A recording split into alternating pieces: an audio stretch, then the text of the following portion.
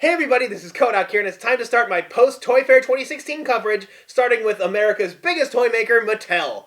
Now, Mattel's event was actually the hardest to get into, in that I actually had to go, the moment the event started and, beg and cry. But I'm glad I did, because Mattel has really put out a bunch of the most exciting things I've seen from them in years.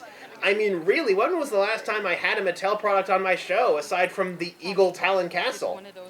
You'll be happy to know that my review copy of that is still making children smile at my stepmother's practice. This is my niece. Isn't she adorable? She's so adorable! So let's jump right in with Imaginext. Imaginext is going to have an awesome year. Not only is the Batcave this year Batman vs. Superman themed, but they're also continuing to expand their Power Rangers line with the Dragon Zord. I actually really support the Imaginext Power Rangers line because a lot of the people who grew up with that classic Power Rangers are old enough to have kids themselves, and this is really a way for them to connect. Not to mention that movie is coming out really soon. That, and come on, it's a remote-controlled Dragon Zord that you drive with the flute! That is just awesome! Although another cool thing is going to be the Pirates series. Yeah, pirates are actually a surprisingly large theme for a number of brands this year, and Mattel's is probably some of the coolest. You're gonna need a bigger boat? I'm sorry, but this thing is the bigger boat. It's a huge pirate ship with all sorts of awesome features and a shark theme, and the shark head can eat people! That is just amazing. I really hope I can show off some of the finer details on my show, but until then, it's gonna be an amazing product coming out later this year. Also in the little kids category are the Thomas the Tank Engine minis. Now, I myself grew up with Thomas the Tank Engine as read by Richard Starkey, so I was actually pretty surprised to see these just magically appear on store shelves one day, these little cost-effective collectible engines. And this year, they're coming out with a playset for them. Have you ever been to, an airport or a train station where they have, this big thing that's throwing pool balls around on random tracks? They're making one of those for the Thomas the Tank Engine things. It looks really fun, and I really hope they come up with a good way to randomize the routes. It's finally good to see these little cost-effective guys getting the little playset they deserve. And they're also making expansions for them with things like SpongeBob SquarePants and other series.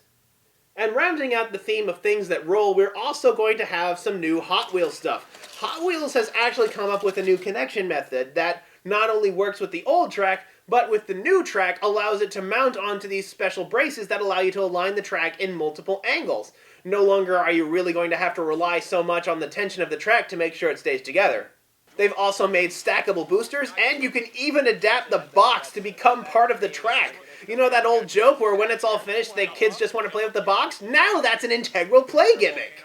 Moving on to action figures, there's going to be a great line for Batman vs. Superman. These things just look phenomenal. There's also some Ghostbusters ones, and while the jury is still out on how the new Ghostbusters are going, the action figures do look pretty good, and the Proton Pack is definitely worth a look. They also put out a Minecraft quadcopter that actually looks surprisingly good in the air.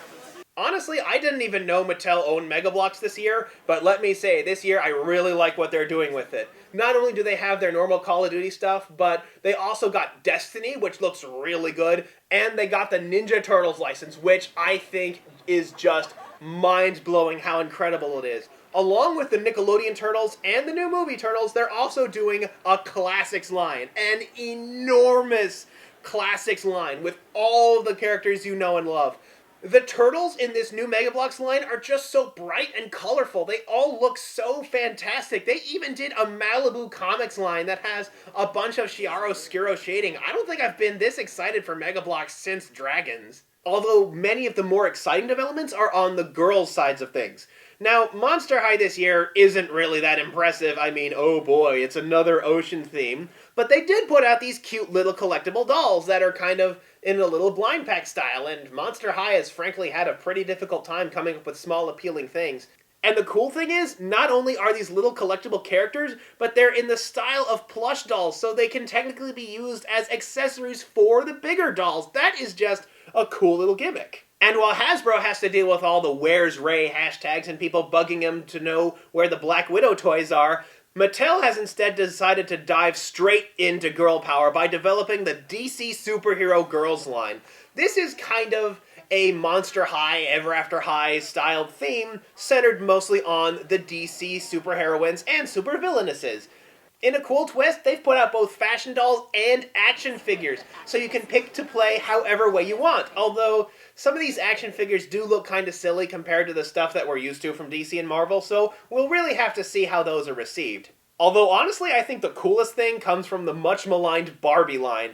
This time, Barbie's theme is that she is a secret agent spy, and all of the gimmicks that go with her are all associated with that sort of lifestyle. Like, you have the Barbie that can do the backflips and cartwheels! However, the coolest one, I think, is fortunately the one I got in my press bag.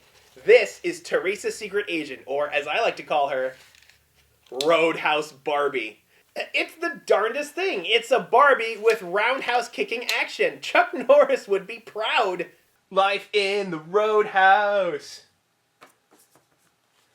Oh, hello, Barbie. Are you ready for a date? I'm ready for this!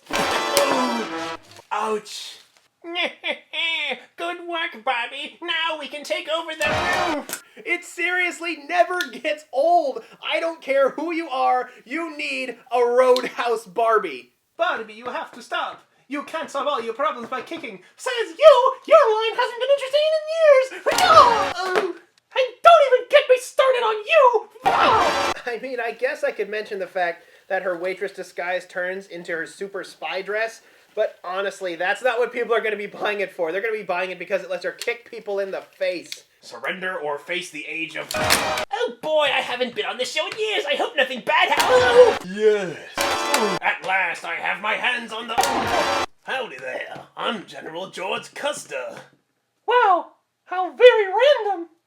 Here's your last stand. Hoo-yah! So yeah, Mattel has a super solid lineup this year. They are going to have a great time. I mean, their new stuff, old stuff, boys stuff, girls stuff, whatever stuff. It's all going to look great. It's going to have something for everybody. So I'm really looking forward to it. So stay tuned to this channel for more Toy Fair news. Until next time, Roadhouse.